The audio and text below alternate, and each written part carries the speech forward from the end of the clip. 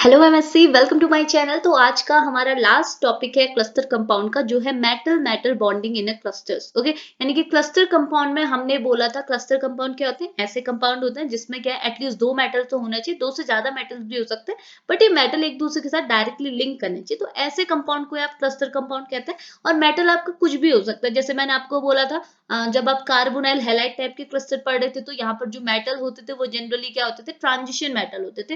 और किसी केस में यानी कि कार्बोनाइल क्लस्टर में क्या, जो ट्रांजिशन एटम मेटल होने चाहिए वो भी क्या होने चाहिए, लो ऑक्सीडेशन स्टेट के होने चाहिए। और हैलाइड के केस में ऑक्सीडेशन स्टेट उनकी ज्यादा होनी चाहिए। सिमिलरली बोराइड वाले केस में मैंने आपको क्या बोला था, यहाँ पर जो मेटल होते हैं वो क्या होता है, बोरेन होता है। ओके, तो मेटल आपके कुछ भी हो सकते हैं, बट मेटल और मेटल की बॉन्डिंग कैसी है आज उसके बारे में हमने बात करनी। ठीक है, तो अलग अलग टाइप की बॉन्डिंग आपको देखने को मिलेगी, बट हमने ऐसा नहीं बोलना है कि बोरोइन की बॉन्डिंग हो रही है, इसकी बॉन्डिंग हो रही है। तो बॉन्डिंग का एक पर्टिकुलर नाम होता है, तो उसके बेसिस पे आपने एक्सप्लेन करना है। ओके, तो काफी छोटा सा टॉपिक है और ये पूछा भी गया था। ठीक है, हमारे टाइम पे भी ये चीज पूछी गई थी। ओके, तो मैं आपको एक्सप्लेन करती हूँ कि मेटल मेटल बॉन्डिंग क्या है इन क्लस्टर कंपाउंड्स में। और उससे पहले बता दूं, ये जितना स्टडी मटेरियल यहाँ पर है छोटू सा ही है वैसे तो, ये मैं आपको कमेंट सेक्शन और डिस्क्रिप्शन बॉक्स पे इसका लिंक शेयर कर लूंगी, आप वहां से जाके ले लीजिएगा। अगर फिर भी कोई प्रॉब्लम होगी तो पूछ लीजिएगा। ओके, तो स्टार्ट करते हैं लेक्चर को, ध्यान से सुनिएगा। ओके, अब देखो ये क्या बोल रहा है, according to the nature of bonding metal metal bond are of three type. हम लोग क्या है, बॉन्डिंग के बेसिस पे देख रहे हैं कि कौन सी बॉन्डिंग, वॉन्डरवॉल बॉन्डिंग होती है, कोवेलेंट बॉन्डिंग होती है, कौन सी बॉन्डिंग होती है, उसके बेसिस पे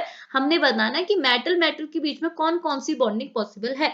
तो ये बोल रहा है कि तीन टाइप की बॉन्डिंग पॉसिबल है। एक होता है कोवेलेंट बॉन्डिंग, दूसरा होता है कोऑर्डिनेट बॉन्डिंग, और तीसरा होता है सिमेट्री इंटरेक्शन। ओके, तो तीन टाइप की बॉन्डिंग होती है। ओके, तो स्टार्ट करते हैं पहली बॉन्डिंग पर, जो है कोवेलेंट बॉन्डिंग। ओके, तो कोवेलेंट बॉन्डिंग की बात करें तो इसका मतलब क्या है, मेटल और मेटल के बीच में कोवेलेंट बॉन्डिंग हो रही है। तो कोवेलेंट बॉन्ड कब फॉर्म होता है, जब आपका इलेक्ट्रॉन का शेयर होता है, यानी कि कोई इलेक्ट्रॉन है वो दो एटम के बीच में शेयर होता है, तो तभी तो कोवेलेंट बॉन्डिंग होती है। और ये जो बॉन्डिंग होती है वो क्या होती है, स्ट्रॉन्ग टाइप की बॉन्डिंग होती है, यानी कि यहाँ पर जो मेटल मेटल के बीच में जो बॉन्डिंग है वो क्या होगी, काफी स्ट्रॉन्ग होगी। इतनी चीज क्लियर है। अब मैं आपको बताती हूँ ये क्या बोल रहा है। It is the most common bonding type in which one electron is shared between the two metal. ये क्या है, बहुत कॉमन टाइप की कोवेलेंट बॉन्ड, मतलब बहुत कॉमन टाइप की बॉन्डिंग है, जो जनरली क्या है, क्लस्टर कंपाउंड में दो मेटल्स के बीच में, दो या दो से ज्यादा मेटल्स के बीच में देखी जाती है। इसमें क्या होता है, एक इलेक्ट्रॉन ही क्या होता है, दो मेटल के बीच में शेयर्ड होता है, उसी को तो कोवेलेंट बॉन्ड कहते हैं। जब हमारा इलेक्ट्रॉन शेयर्ड होने की वजह से क्या होता है, बॉन्डिंग होती है, तो इसी को हम बोलते हैं कोवेलेंट बॉन्डिंग। और बोल रहे हैं we can say that the two metal bond sorry or we can say that the two metal bonded with each other by a coordinate bond. Okay, sorry ये कोवेलेंट बॉन्ड है। Okay, इसका मतलब हम ये भी कह सकते हैं कि दो मेटल एटम जो है वो एक दूसरे के साथ क्या है, कोवेलेंट बॉन्ड के थ्रू अटैच है। तो इस टाइप की बॉन्डिंग को आप बोलते हैं कोवेलेंट बॉन्डिंग। और आप ये चीज भी आप यहाँ पर ऐड कीजिएगा, ये जो बॉन्डिंग होती है वो स्ट्रॉन्गेस्ट बॉन्डिंग होती है अमंग मेटल में, मतलब कि सारे बॉन्ड के कंपेयर में, सारी बॉन्डिंग के कंपेयर में जो कोवेलेंट बॉन्डिंग होती है वो क्या होती है, स्ट्रॉन्गेस्ट बॉन्डिंग होती है। ओके, अब देखो यहाँ पर एक एग्जांपल से बताया, ये थोड़ा टिपिकल एग्जांपल है, इसके सारे एग्जांपल थोड़े आपको क्या याद करने होंगे, प्रैक्टिस करनी होगी। ठीक है, एग्जांपल स्ट्रक्चर आपको प्रॉपर बनाना होगा।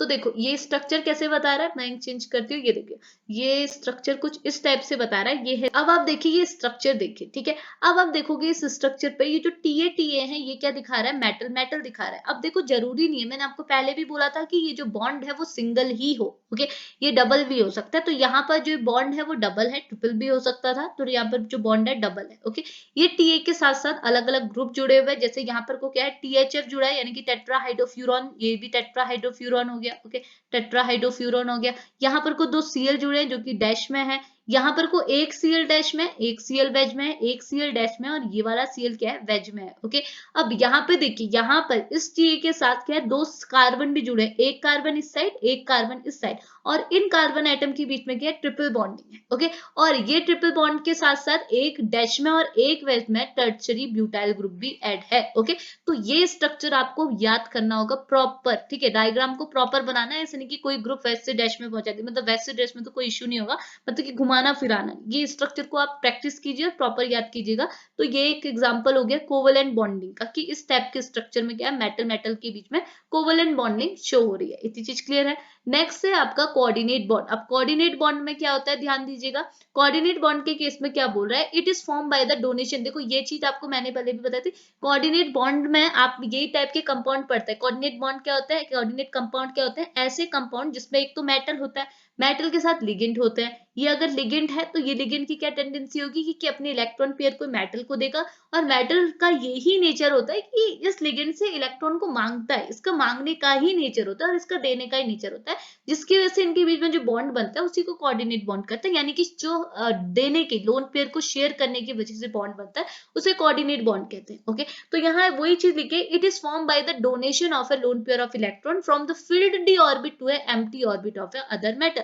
तो एक मेटल के से दूसरे मेटल की और आपको क्या है इलेक्ट्रॉन लोन पेयर को देना है, वो भी कौन से फिल्ड डी ऑर्बिट से एम्प्टी ऑर्बिट की ओर देना है। ओके, अगला बोल रहे हैं the two metal atom are bonded to each other by the covalent bond. यहाँ दो मेटल एटम, इसका मतलब क्या है, अगर यहाँ पर कोई लोन पेयर का डोनेशन हो रहा है तो लोन पेयर के डोनेशन से जो बॉन्ड बनता है वो हमेशा कौन सा बॉन्ड होता है, कोऑर्डिनेट बॉन्ड होता है। इतनी चीज समझ में आया।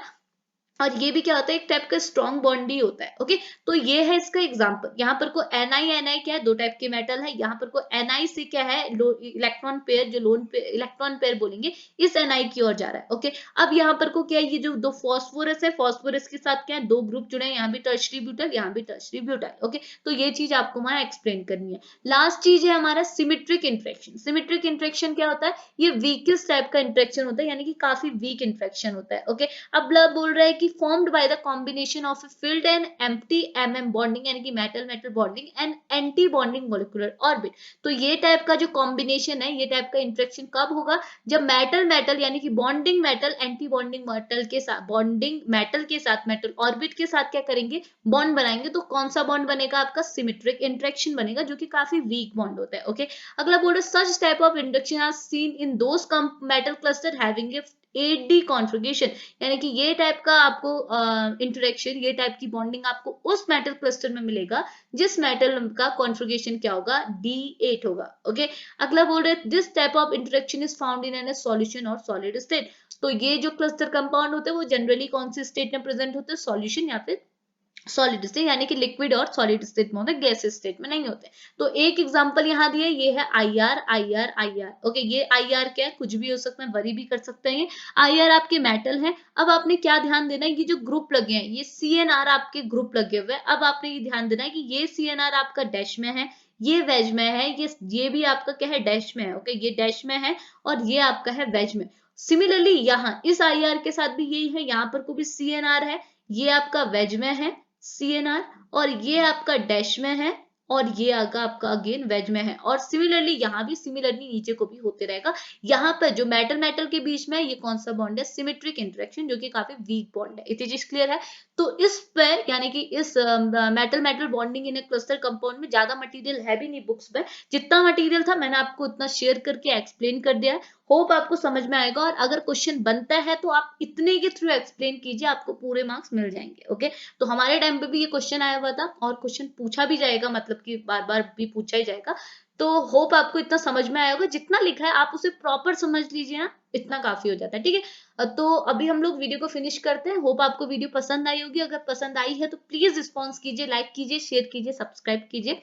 तो अभी फिनिश करते हैं वीडियो को यहीं पे, हम मिलते हैं नेक्स्ट यूनिट पे, नेक्स्ट वीडियो पे, नेक्स्ट यूनिट पे। तो अभी के लिए बाय बाय।